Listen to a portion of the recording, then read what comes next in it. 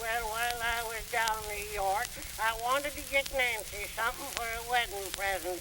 Every time I go anywhere, I bring Nancy something as a peace offering. At least that's what the neighbors call it. So I got her all the good music there was in the world. Yes, sir. I bought her a Victor Victrola. Well, I wish you could have seen Nancy when I brought it home. We sawed it up in the setting room. We would have sawed it in the parlor, only Nancy said all the neighbors would be coming in to hear it, and she wasn't going to have them cracking mud all over her new ingrain carpet. Gosh, we couldn't hardly wait till supper was over to set it to playing, and I don't think either one of us ate very much. I was anxious to get it to going. I helped Nancy wash the dishes. I asked Nancy if I hadn't better call in the neighbors, but she said no. Just set it to playing, and human nature will do the rest.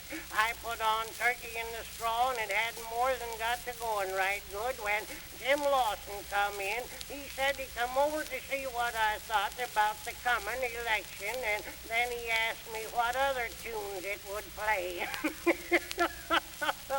Well, in less than no time, all Punkin Center was at our house. I think Deacon Witherspoon would have danced a jig if I hadn't put on Sweet Hour of Prayer.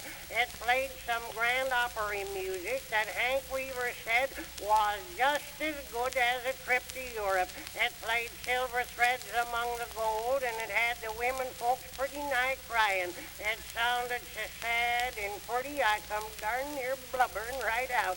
We sawed it up with a telephone and played jazz music, and Hickory Corners got the telephone gal to connect them with our house, and they had a dance.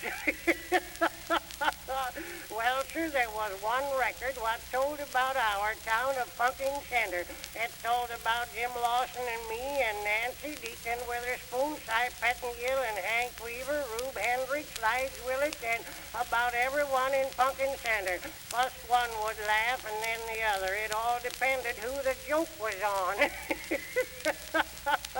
Cindy Lawson got mad as a wet hen when it told about her.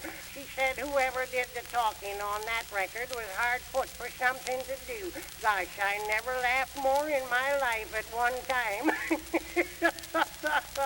Then it played a band tune, and it was so natural. You could just see the soldiers marching, and you could hear the cannon shooting and the bugles blowing, and then it finished with a Star-Spangled Banner.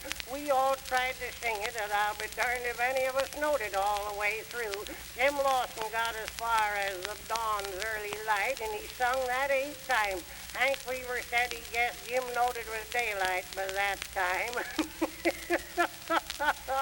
Nancy says I got the Victrola for her, but she ain't had a chance to play it yet.